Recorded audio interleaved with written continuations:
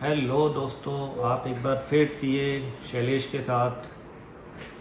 दोस्तों, आजकल जैसा कि हमने अपने पिछले वीडियोस में कहा है, इलेक्शन फीवर चल रहा है।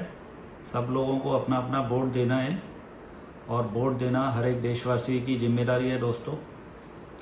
दोस्तों ये छठा फेज है जिसमें 57 लोकसभा सीटों का फैसला होना है।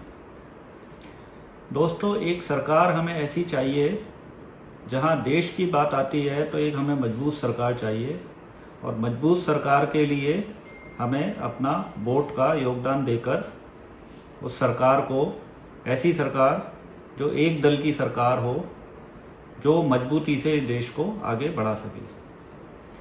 दोस्तों, छठे फेज में, क्योंकि मैं दिल्ली वाला हूं, तो दिल्ली में इलेक्शन है, हरियाणा में है, पंजाब में है और भी थोड़ी बहुत सीटें अदर स्टेट्स में हैं।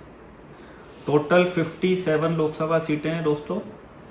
और हमें और आपको, मेरे ज़्यादातर यूट्यूब के चाहने वाले दिल्ली, हरियाणा, पंजाब से हैं, तो सबको वोट जरूर करना है और एक मजबूत सरकार के फेवर में वोट करना है। दिल्ली में दोस्तों क्या हालात हैं ये आप सबको पता है, लेकिन क्यों कि ये लोकसभा का चुनाव है, विधानसभा का चुनाव नहीं है, तो हम दिल्ली सरकार के बारे में ज़्यादा बात नहीं करेंगे, क्योंकि उन्होंने जो हालात पैदा किए हैं दिल्ली में वो सबको पता है। लेकिन दोस्तों, ये चुनाव हमारे लिए बहुत इम्पोर्टेंट है, देश के विकास के लिए बहुत इम्पोर्टेंट है। अगले 20 साल का रोड मैप तैयार है, उस रोड मैप के अकॉर्डिंगली हमें अपने देश को आगे बढ़ाना है। देश में बहुत सारे अच्छे अच्छे काम हुए हैं और आप किन्हीं लोगों की बातों में ना आए। हमें एक मजबूत सरकार चाहिए, हमें फ्री की राजनीति नहीं चाहिए।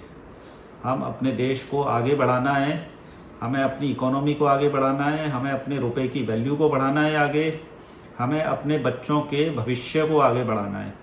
बच्चों को रोजगार चाहिए, बच्चों को सारी चीज़ें चाहिए, बच्चों को किसी से भीख नहीं चाहिए, किसी से फ्री का नहीं चाहिए। हमें आत्मनिर्भर बनना है, आत्मनिर्भर भारत की हमें कल्पना करनी है।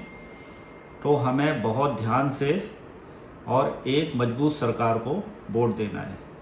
तो दोस्तों, मेरी बात अपने दिल में ज़रूर रखिएगा, और हम आगे जैसे ही ये इलेक्शन ख़त्म होंगे फिर हम अपनी एक नई सीरीज़ जीएसटी की शुरू करेंगे। लेकिन पहले ये इलेक्शन फीवर थोड़ा ख़त्म हो जाए और आप सब लोग देश को मजबूत करने के लिए वोट करें। देश मजबूत होगा तो हम सब मजबूत होंगे। धन्यवाद।